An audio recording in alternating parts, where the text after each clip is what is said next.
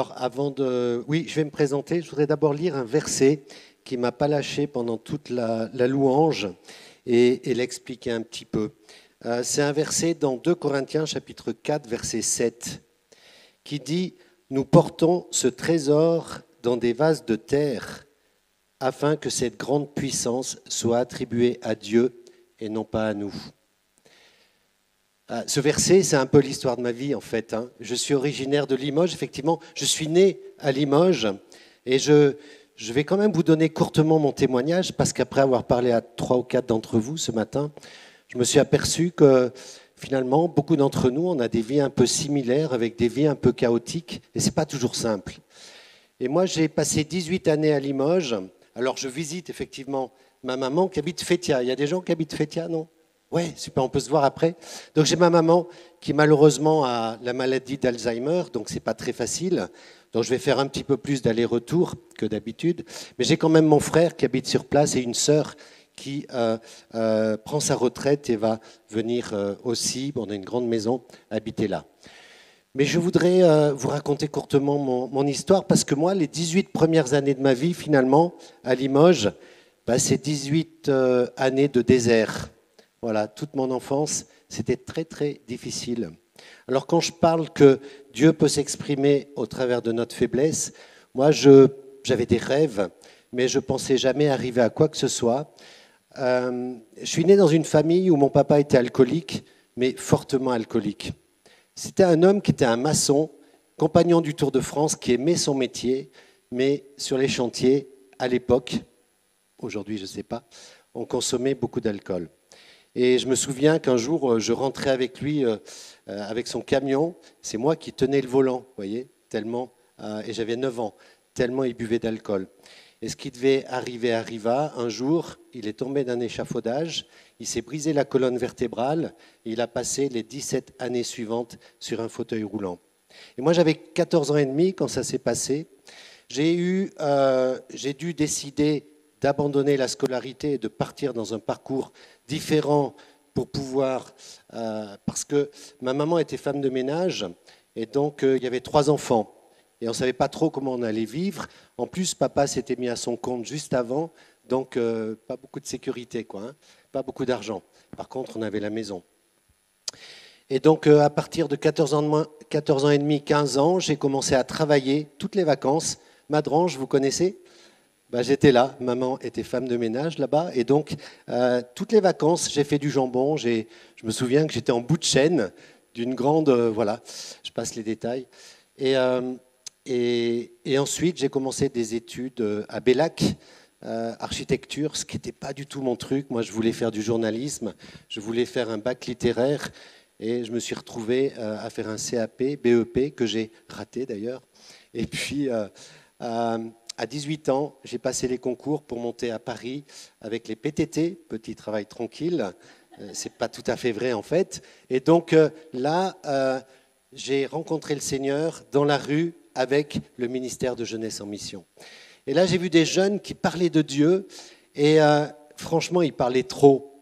Ils ne me laissaient pas la parole, ils ne m'écoutaient pas en fait. Mais j'ai vu qu'ils étaient habités par quelque chose. Ils étaient animés d'un Dieu qu'ils connaissaient. Ce n'était pas juste de la théorie, quelque chose comme ça. Ils étaient passionnés. Et de fil en aiguille, je passe les détails, je me suis converti en 86, Billy Graham à Paris. J'ai atterri dans une église pentecôtiste. J'ai découvert les hommes d'affaires du plein évangile. En 3 mois, Dieu m'a vraiment poursuivi et j'ai donné ma vie au Seigneur à Billy Graham. Et très vite, dans l'église où j'étais, on m'a parlé de jeunesse en mission et j'ai commencé à faire une mini-école de disciples. Et puis Dieu m'a appelé après dans la mission avec jeunesse en mission. Au bout d'1 an de vie chrétienne, dans un enseignement, Dieu m'a dit « Tu dois pardonner ton père » au travers d'une oratrice. Et là, j'ai dit à cette brave dame « Vous ne savez pas ce que mon père il nous a fait subir. Vous me demandez de le pardonner. » Mais c'était violent à la maison. Il y avait souvent des bagarres, il y avait souvent des disputes. On a frôlé la mort plusieurs fois, en tout cas mon frère et ma sœur. C'était vraiment très difficile. Et elle m'a dit, oui, mais tu dois le pardonner par rapport à ce que tu as laissé entrer dans ton cœur. la haine et la colère. Et elle m'a justifié ça dans la Bible, j'ai bien compris, j'ai pris un train, je suis rentré voir ma famille, j'ai réuni tout le monde et j'ai dit voilà, je suis devenu chrétien. Papa, je ne sais pas pourquoi tu as fait tout ça, je ne comprends pas, mais en tout cas, sache que je suis devenu chrétien et je veux te demander pardon, non pas pour ce que tu as fait, ça j'y peux rien, c'est une autre histoire, mais je veux te demander pardon pour la haine et la colère qui étaient entrées dans mon cœur et qui sont en train d'abîmer ma vie aussi. Papa s'est mis à pleurer, on a prié, et puis j'ai prié pour ma mère, j'ai prié pour toute la famille qui était là. C'était un moment très fort. Et puis ensuite, je me suis marié, j'ai eu des enfants, et chaque fois qu'il y avait des vacances, qu'on revenait, j'ai expérimenté un chemin de reconstruction d'une relation avec mon papa. Ça a été crescendo. Et puis un jour, comme je vous l'ai dit, il était en fauteuil roulant, il allait souvent à l'hôpital. Un jour, maman m'appelle et dit « Écoute, c'est peut-être la fin pour ton père, est-ce que tu veux venir ?»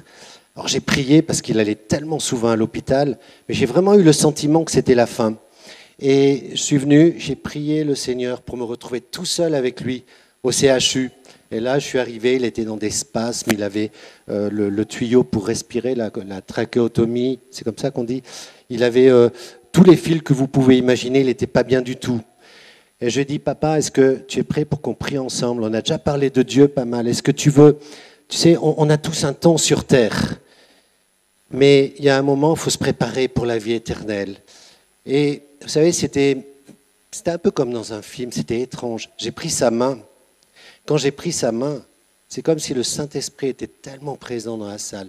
Tous les spasmes sont disparus, sa respiration est devenue calme. Et pendant tout le temps de la prière, où je l'ai remis au Seigneur, et je lui ai dit, si tu es prêt à accepter le Seigneur, tu clignes avec tes yeux parce qu'il ne pouvait pas parler. C'est ce qu'il a fait. Je n'avais pas prévu de donner ce témoignage ce matin, mais je voudrais que vous compreniez qu'il a donné sa vie. Moi, je suis reparti, je savais que je ne le reverrais pas. Et le lendemain, dans un week-end alpha, vous savez ce que c'est alpha, hein, je pense ici, dans un week-end alpha où je priais pour que les gens soient remplis du Saint-Esprit, l'Esprit de mon Père partait vers son Créateur. Et vous savez, je voudrais vous encourager, vous tous, qui avez des personnes qui ne sont pas chrétiens autour de vous, vos enfants, vos parents, votre époux, votre conjoint, s'il n'est pas chrétien, persévérez, persévérez, ça vaut le coup. Alors, aujourd'hui encore, je persévère pour maman, elle n'a pas donné son cœur au Seigneur. Je persévère pour mon frère, pareil, qui n'a pas donné son cœur à Dieu. Ma sœur s'est convertie il y a quelques années, elle va débarquer à Limoges. Je vais lui parler de cette église, j'espère qu'elle va venir. Elle est marquée par la souffrance encore, de tout ce qu'elle a vécu. Elle n'a pas encore passé ce processus de guérison. Et c'est ça que je voulais vous dire en lisant ce verset, c'est que oui, nous sommes des vases de terre. Oui, nous avons des faiblesses dans nos vies. Mais vous savez, le plus grand besoin dans notre vie, c'est la guérison de l'âme. Vous savez, moi, j'ai eu la chance de souvent être en bonne santé, mais j'ai eu tellement de guérison au niveau de mon âme, parce que j'avais été piégé par l'ennemi depuis tout petit. Vous voyez, il y avait des marques qui étaient venues sur ma vie. Et là, je pense, et je vais juste prier courtement pour ça, qu'il faut rechercher cette guérison, mais il faut avancer avec nos faiblesses. Parce que vous savez, ce que vous avez vécu, ça se retourne en bénédiction ensuite pour aider les autres. J'ai parlé à une dame, m'a raconté son témoignage ce matin. Et je lui ai dit, mais c'est formidable d'être là où vous en êtes maintenant, vu ce que vous avez vécu, mais c'est incroyable.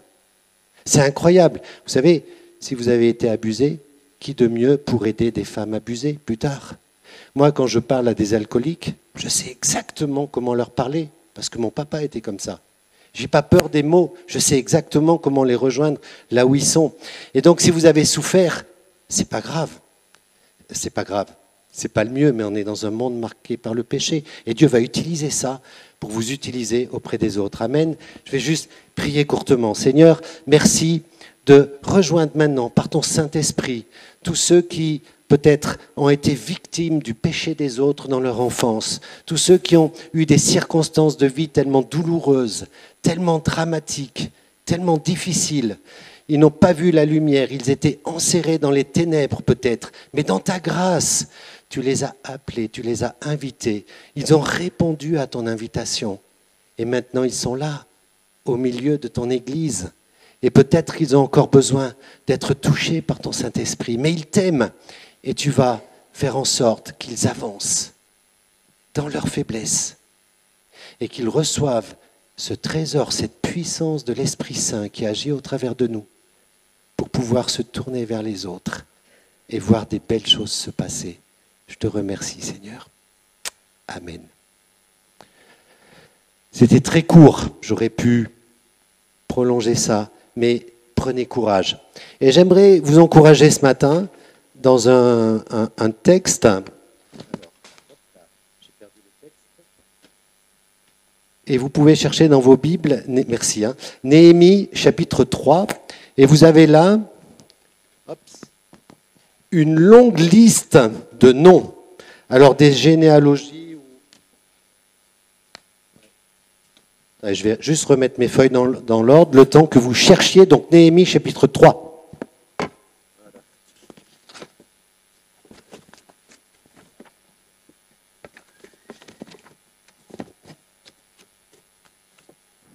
Voilà.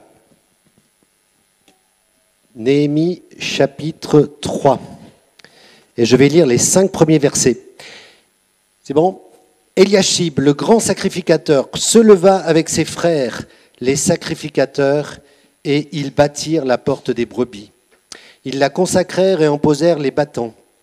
Ils la consacrèrent depuis la tour de Méa jusqu'à la tour de Hananaël.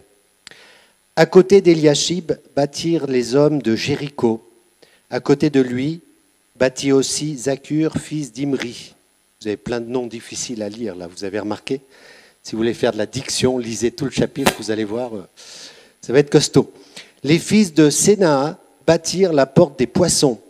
Ils la couvrirent et en posèrent les battants, les verrous et les barres. À côté d'eux travailla aux réparations Mérémoth, fils d'Uri, fils d'Akot. À côté d'eux travailla Meshulam, fils de Bérékia, fils de Méchézabéel. À côté d'eux travailla Tsadok, fils de Banaa.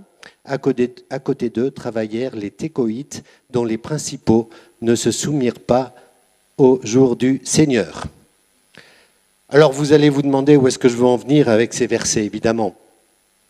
Et on va partir large et on va resserrer un petit peu les choses pour dire des choses qui, j'espère, vont pouvoir être cohérentes pour vous.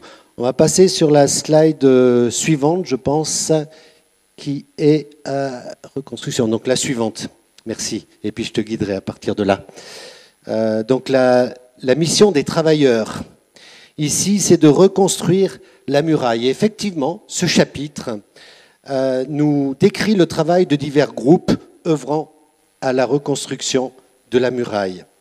Il y a des personnes diverses qui sont nommées, leur domaine de travail est décrit de façon très précise et la description commence à la porte des brebis, va faire tout le tour et reviendra à la porte des brebis. Donc c'est la construction du mur de Jérusalem, on est d'accord. On va voir les motivations diverses parmi les travailleurs.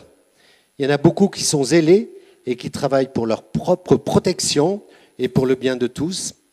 Il y a quelques brebis qui ne participeront pas au travail. Ça apparaît comme un refus ici. Mais ce travail était voulu par Dieu et il va se faire. Il nous faut donc apprendre à travailler pour le Seigneur dans l'œuvre qu'il veut. Et vous allez réfléchir aussi par rapport à cette communauté de Limoges, comment vous positionnez sur vos murailles à vous. Les murailles, c'est une séparation d'avec les gens du dehors pour cette ville. Elles entourent et enferment la cité, elles forment une unité administrative avec ses lois, ses coutumes, son gouvernement propre, voilà. Et puis les murailles séparent d'éléments étrangers et garantissent tout mélange. Ça, c'était comme ça à l'époque. Les murailles, c'est aussi un moyen de défense contre l'ennemi. Elles repoussent les assauts de l'ennemi. Quand j'étais petit, j'étais passionné des châteaux du Moyen-Âge, vous savez, bien, voilà, qui protégeaient les habitants de l'ennemi. Et puis elles servent à la sécurité des habitants de la ville et de ses citoyens. Alors, si on appliquait au jour d'aujourd'hui, dire qu'on doit travailler sur nos murailles, l'Église, si on regarde aujourd'hui, on pourrait dire, elle paraît être en ruine. Et c'est vrai que ce n'est pas très glorieux quand on regarde l'Église, l'état de l'Église dans notre pays aujourd'hui. Moi, je voyage beaucoup, je vois beaucoup d'églises à bout de souffle. D'ailleurs, ici, je trouve qu'il y a une certaine vie et je veux vraiment vous encourager ce matin. J'ai très très bien été accueilli, j'ai parlé à plusieurs personnes. Bravo. Ce n'est pas toujours le cas, hein. Tu as un bon service d'accueil. Enfin, en tout cas, ce n'est pas toutes des personnes du service d'accueil qui m'ont parlé, mais c'est peut-être aussi parce que vous avez reconnu que j'étais de Limoges. Peut-être qu'il y a quelque chose comme ça. Je ne sais pas. Un truc, un feeling. En tout cas, voilà, on doit travailler sur nos murailles. L'Église devient de plus en plus invisible aux yeux des hommes. Les brèches sont innombrables et le travail paraît gigantesque. Et c'est vrai que l'Église est un chantier permanent. C'est normal, par définition. Alors, est-ce qu'on devrait l'abandonner à cet état de destruction? Vous savez, si on ressemblait à Néhémie, imaginez qu'il y a un Néhémie au milieu de nous, là. On comprendrait peut-être l'urgence de grouper ensemble les véritables croyants, de travailler à leur unité visible. L'enjeu pour nous, d'ailleurs, c'est de conserver l'unité spirituelle, qui est déjà acquise, mais de travailler à l'unité de la foi. Ça, c'est un travail qui nous est demandé. Alors, à cause des assauts livrés par le monde sous la conduite de Satan, dont le but est d'empêcher les fidèles désemparés de tenir ferme pour Christ, nous devons travailler à nos murailles. Moi, j'ai dû le faire, personnellement. Le devoir de chaque serviteur de Dieu est de se séparer de toute forme de mal, voilà, qu'elle soit individuelle ou collective, morale ou doctrinale, religieux, mondain, charnel et terrestre. Encore une fois, dans nos faiblesses, essayez de nous accrocher à Dieu de tout notre cœur. Alors ça ne veut pas dire qu'on ne va pas tomber, qu'on ne va pas faire des péchés. Ça ne veut pas dire qu'on va être parfait. Si vous me connaissiez parfaitement, vous saurez très bien que je ne suis pas parfait. Mais bien sûr, si on parle de murailles, il faut parler des portes, parce que c'est important.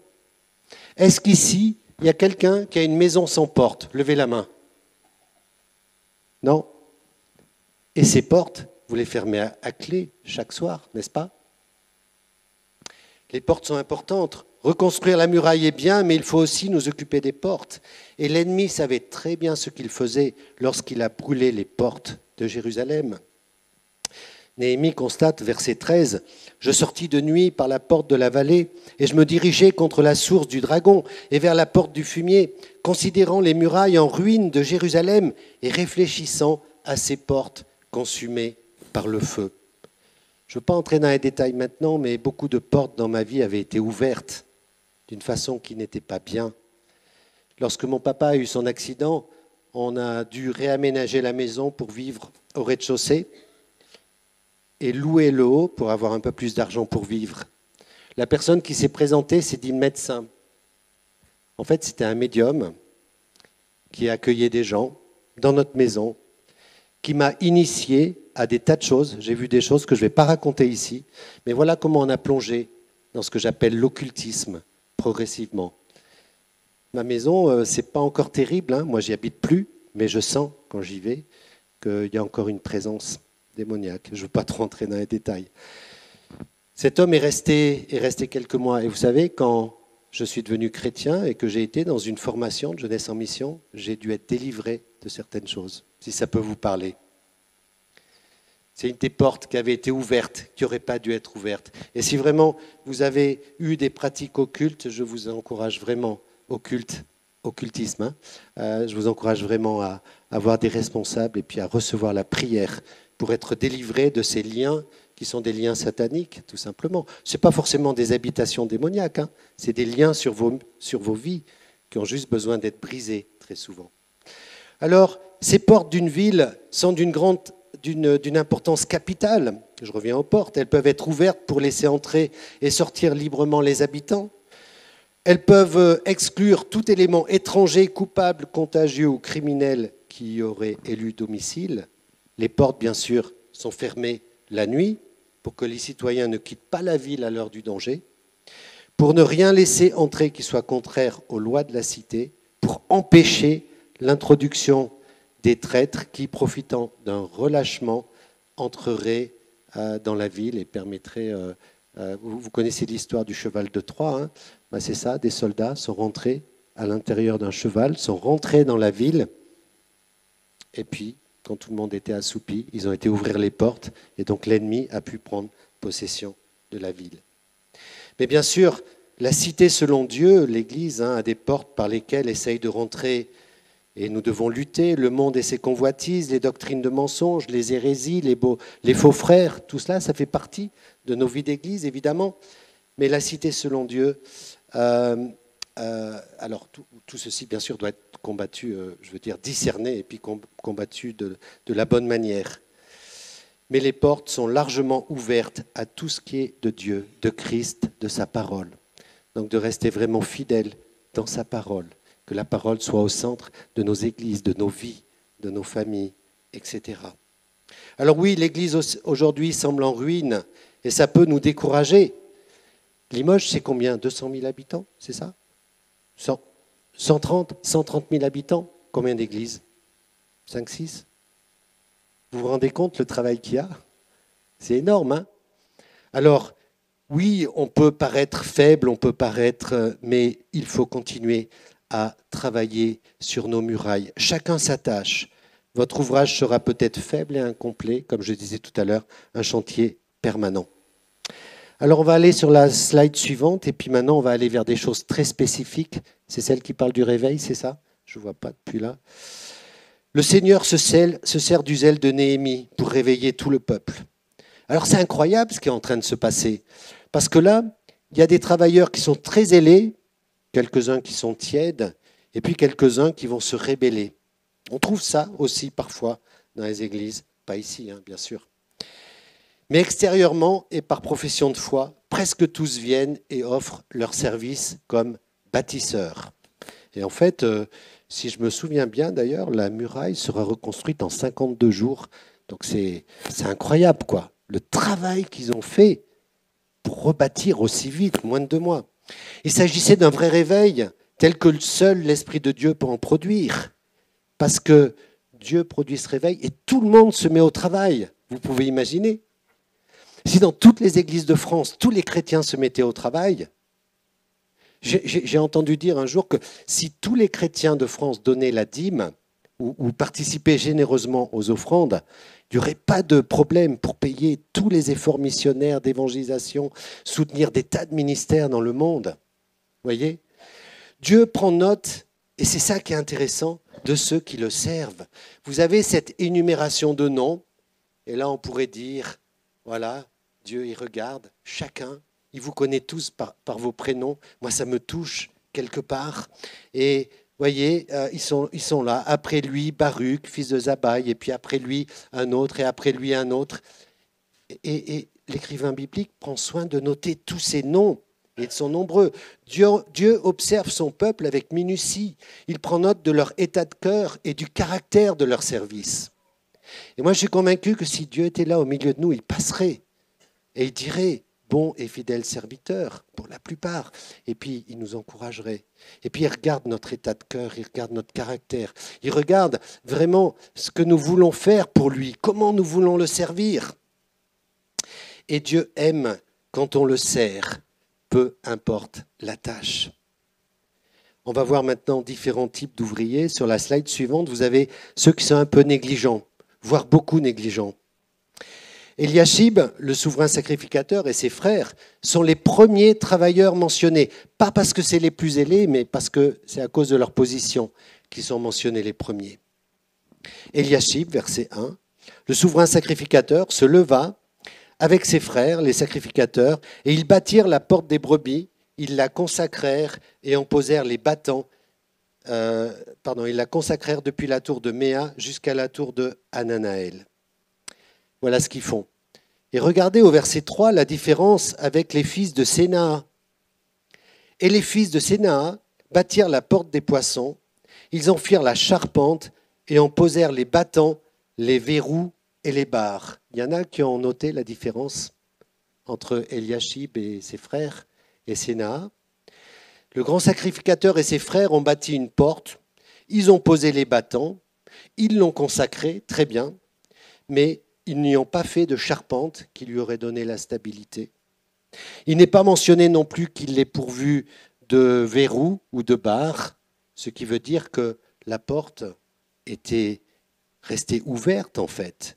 Cette entrée de Jérusalem n'était pas bien gardée contre ceux qui auraient voulu s'introduire dans la ville. Une véritable négligence, voyez le problème des portes ici. Ils n'étaient pas aussi vigilants que les fils de Sénaa.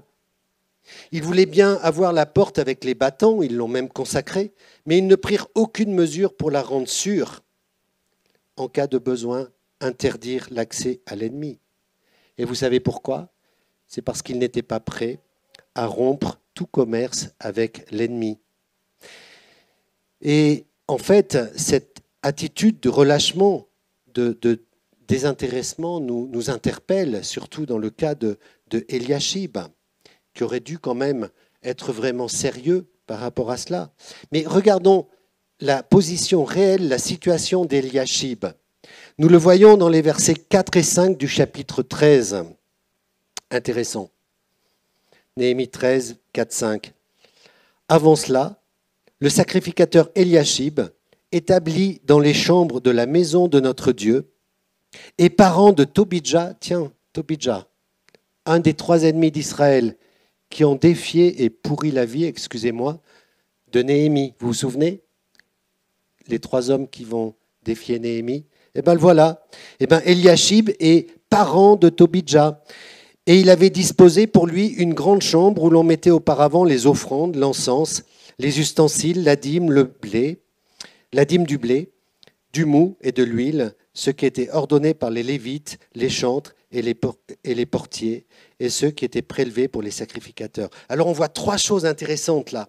Premièrement, il était parent de Tobidja l'Ammonite, ennemi d'Israël.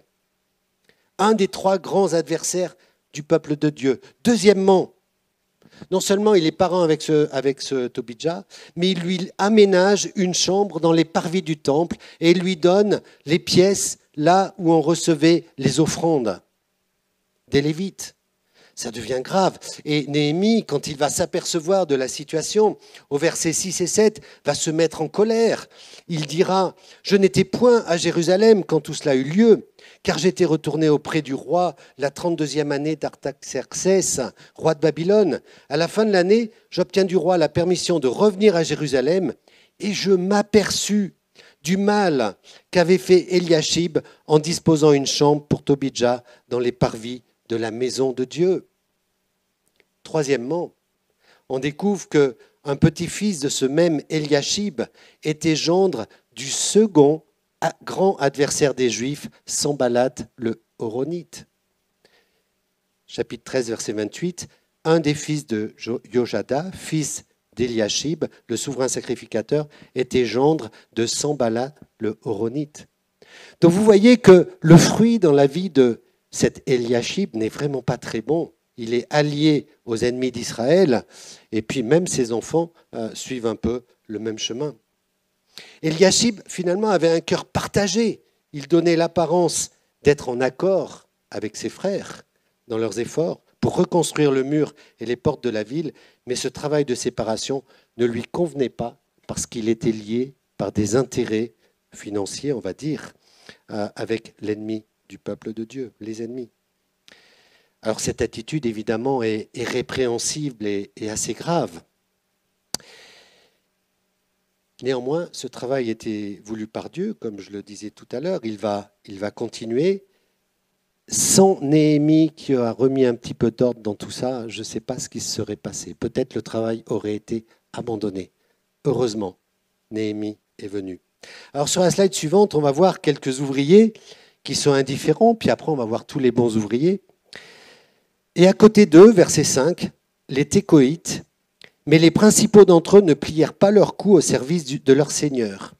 Alors, les Técoïtes, c'est des gens, nous dit le verset 27, ils réparèrent une seconde portion. Vous savez, les Técoïtes, c'est les gens, si on leur demande de faire 100 mètres sur le mur, ils vont en faire 200.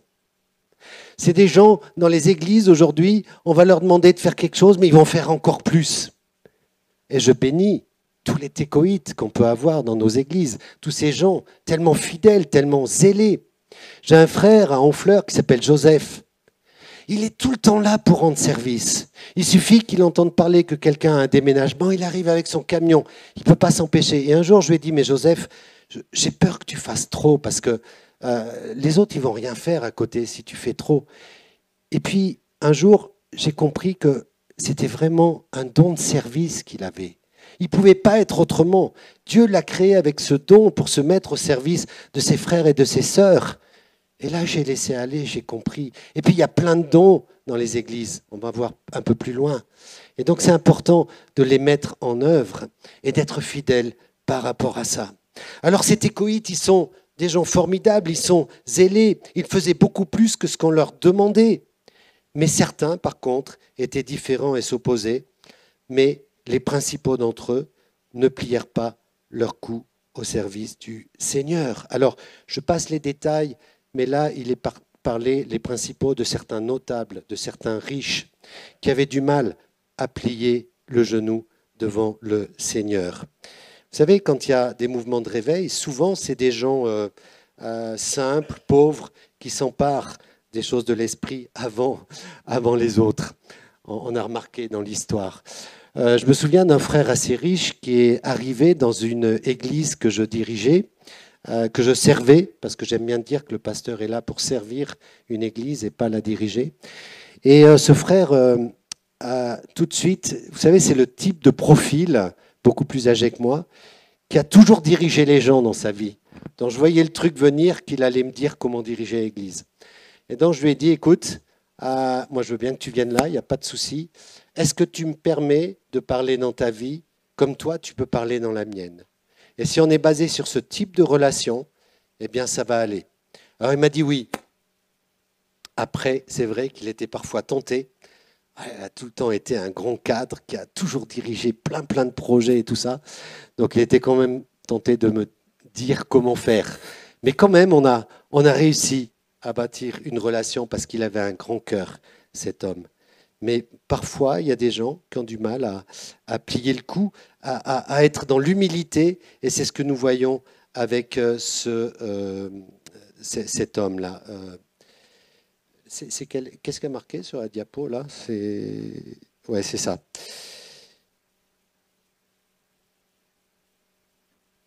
Alors, on va passer à la suivante. Il y a des gens qui réparent vis-à-vis de leur maison. Évidemment, il y a un intérêt de réparer vis-à-vis de sa maison, parce que ceux qui étaient proches de la muraille, ils se disent bah, si la muraille elle est bâtie en face de ma maison, je vais être protégé. Vous voyez un petit peu l'idée. Il y a un petit peu l'idée aussi ici de balayer devant sa porte, d'amener sa famille vraiment le plus possible dans la foi. Vous savez, je parlais avec une sœur ce matin, on partageait un peu nos histoires, donc quelqu'un ici a plusieurs enfants, ils ne sont pas tous dans la foi.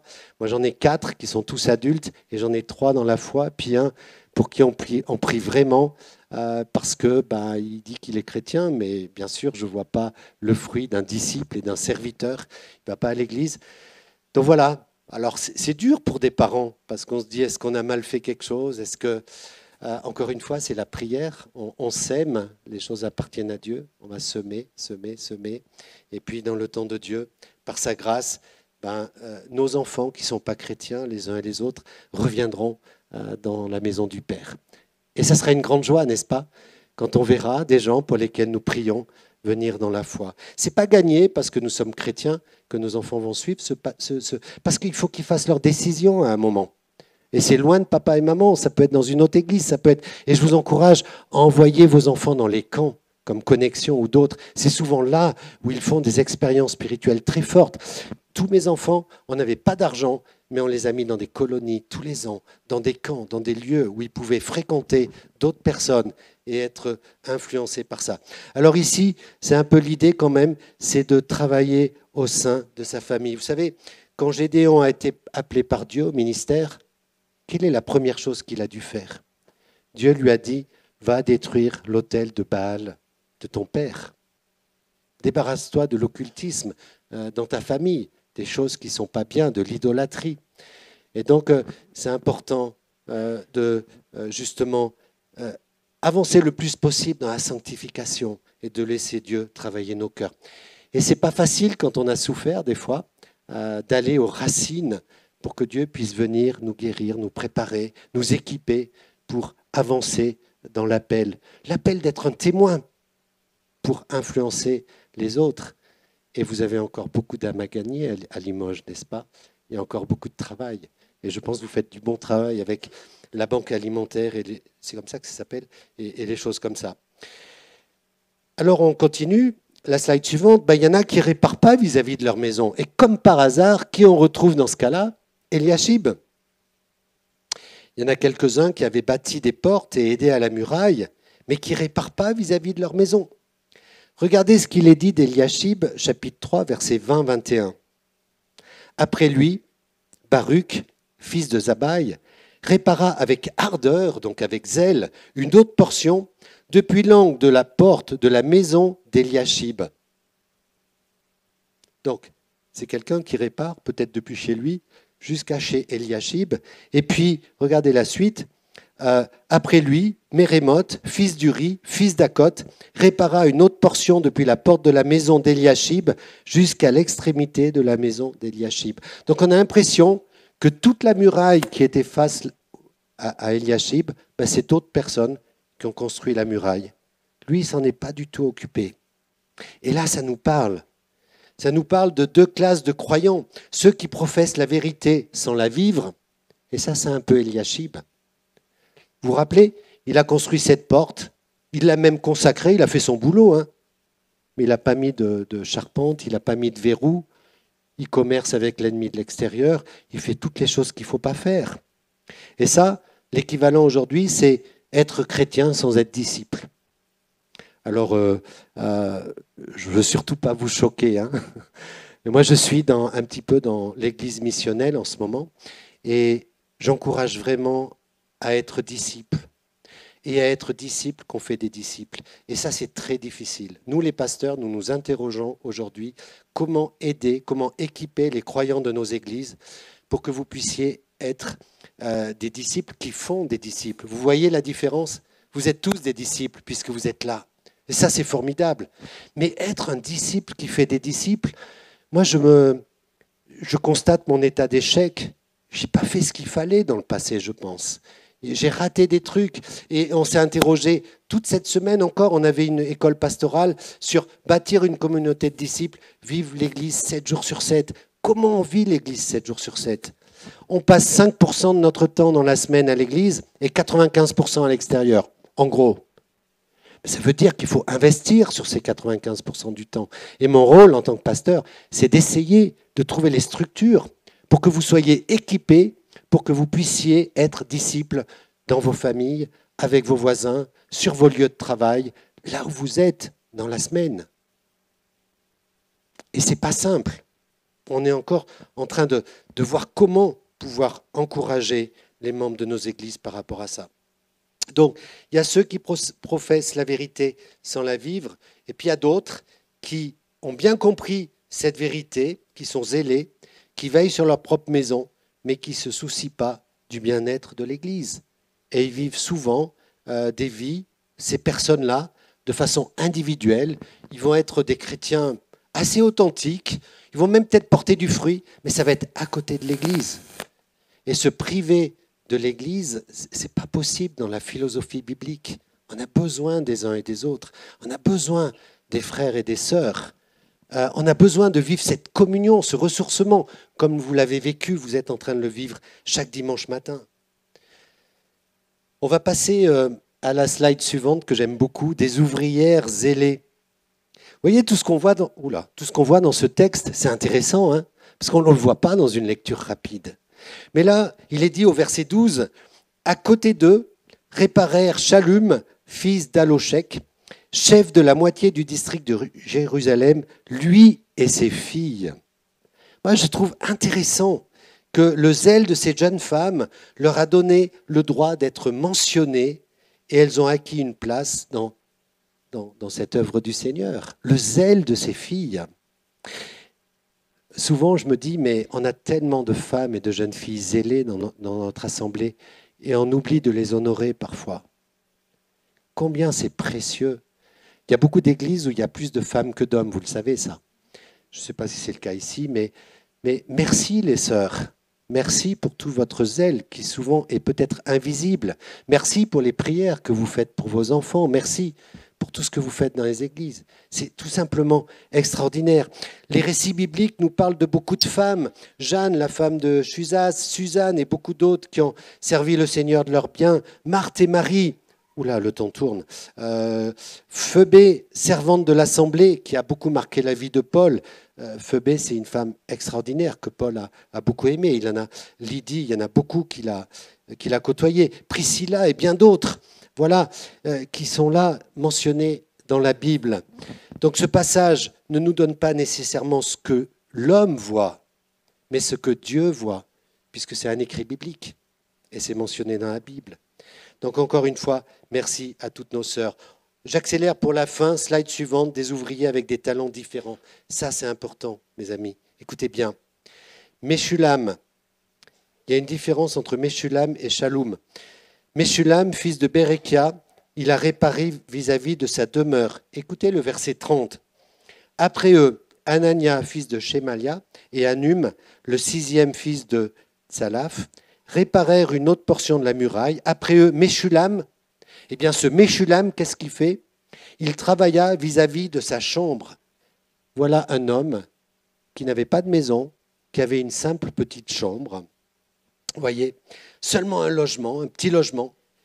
Mais bien que le cercle de sa responsabilité a été plus étroit, eh bien il a été fidèle par rapport à cette responsabilité.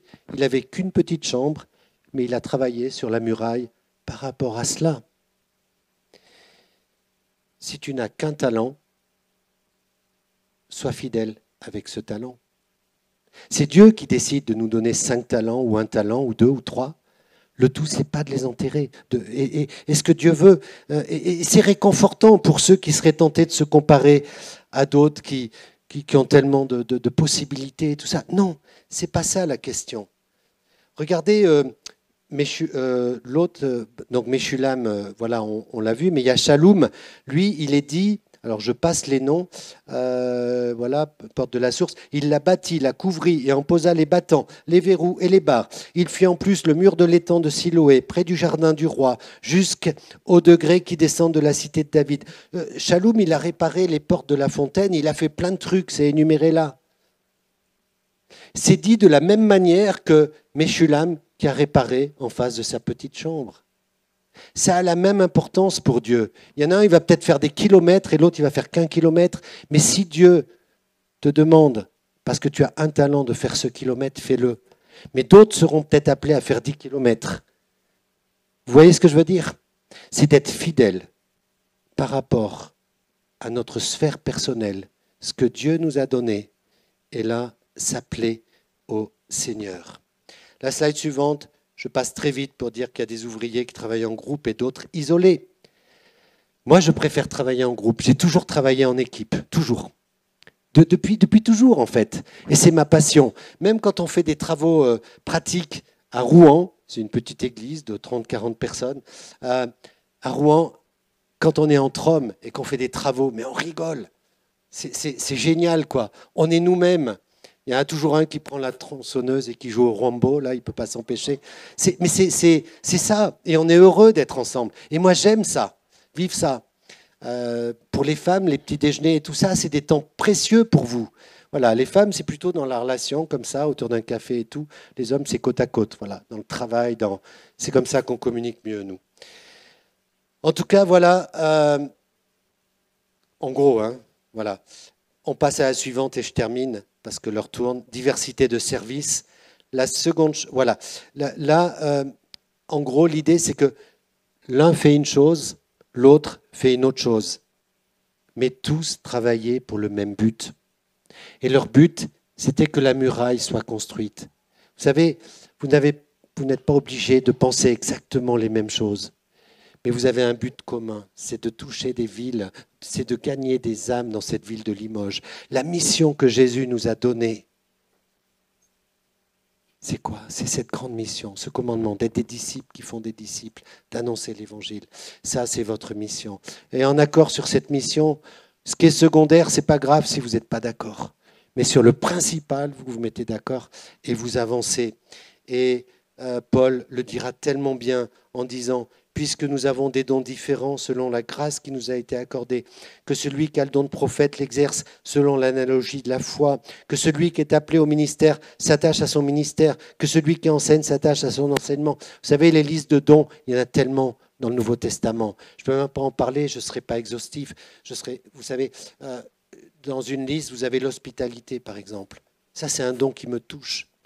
Parce qu'on peut manger ensemble, mais quand vous avez une personne qui a le don de l'hospitalité, c'est tellement plus agréable.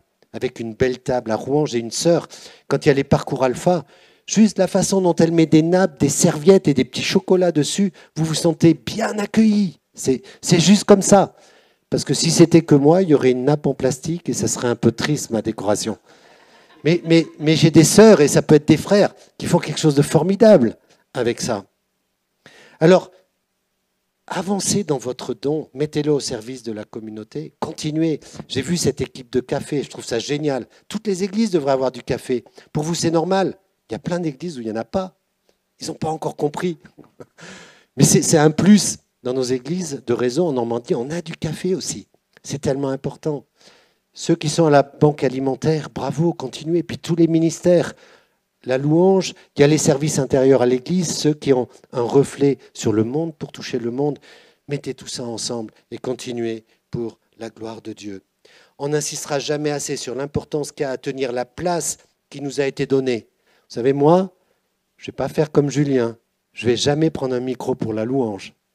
C'est pas possible. Un jour, j'ai voulu chanter Joyeux anniversaire pour une sœur qui avait son anniversaire. Toute l'église a déraillé. Ça m'a tellement marqué que j'ai dit, je ne chanterai plus jamais. Je ne chante pas juste, donc je ne vais pas faire la louange, ce n'est pas mon don. Par contre, il y a des gens qui font tellement bien la louange, c'est beaucoup mieux qu'eux, ils le fassent. Vous voyez ? Donc, tenir notre place qui nous a été donnée, faire valoir notre don particulier, remplir la fonction qui nous a été donnée dans le corps. Voilà. Et je vais terminer en posant quelques questions. Est-ce que tu te tiens sur la muraille ? Il faut se poser la question. Est-ce que nous nous tenons sur la muraille ? Est-ce que nous attirons l'attention de Dieu parce que nous faisons pour son royaume ? Se pourrait-il que parfois nous ayons été négligents, comme Eliashib, bien que chrétiens, ne participant pas forcément à l'œuvre de Dieu ? Pourrions-nous être indifférents à l'œuvre du Seigneur comme certains Técoïtes qui ont été orgueilleux et rebelles ? Est-ce que nous nous occupons bien de la maison en priant, de notre maison en priant ? Est-ce que nous avons du zèle comme ces jeunes femmes, du zèle pour l'Évangile ? Elles, c'était pour construire un mur, mais du zèle pour l'œuvre du Seigneur. Est-ce que nous mettons nos talents à la disposition de Dieu ? Vous savez, le don que vous avez, si vous ne le mettez pas à la disposition de l'Église, vous privez l'Église de quelque chose. Vous savez ça ? Parce que c'est un don que Dieu vous donne et vous ne pouvez pas l'enterrer, quel que soit ce don. Ça peut être l'accueil, servir du café, faire le ménage, on n'en parle jamais, mais c'est tellement important. Être à la sono, être à la technique, être à la louange. Tous les services qu'il y a dans une Église. Et puis tout ce qui sort aussi envers l'extérieur. Seul ou en groupe, as-tu trouvé ta place dans l'Église ? Quel est ton rôle ? Seigneur, je veux prier pour cette Église. J'étais vraiment content d'être là ce matin et voilà, j'espère pouvoir encourager cette communauté à continuer à travailler sur les murailles. Ce n'est pas toujours facile. C'est même parfois difficile et il y a des challenges, il y a des difficultés. Mais Seigneur, ça vaut le coup. C'est pour toi, c'est pour ton royaume. Seigneur, merci que tu encourages chacun à prendre sa place, à trouver sa place, à exprimer les dons que tu as mis en eux et à continuer d'aller de l'avant afin que cette Église continue à croître, peut-être en nombre, mais surtout en qualité, Seigneur. Que chacun grandisse en toi, devienne digne de ce nom. Seigneur, merci. Encourage cette Église de Limoges, encourage son pasteur, encourage le conseil, les anciens. Et merci pour tout ce que tu as prévu pour eux, Seigneur Jésus.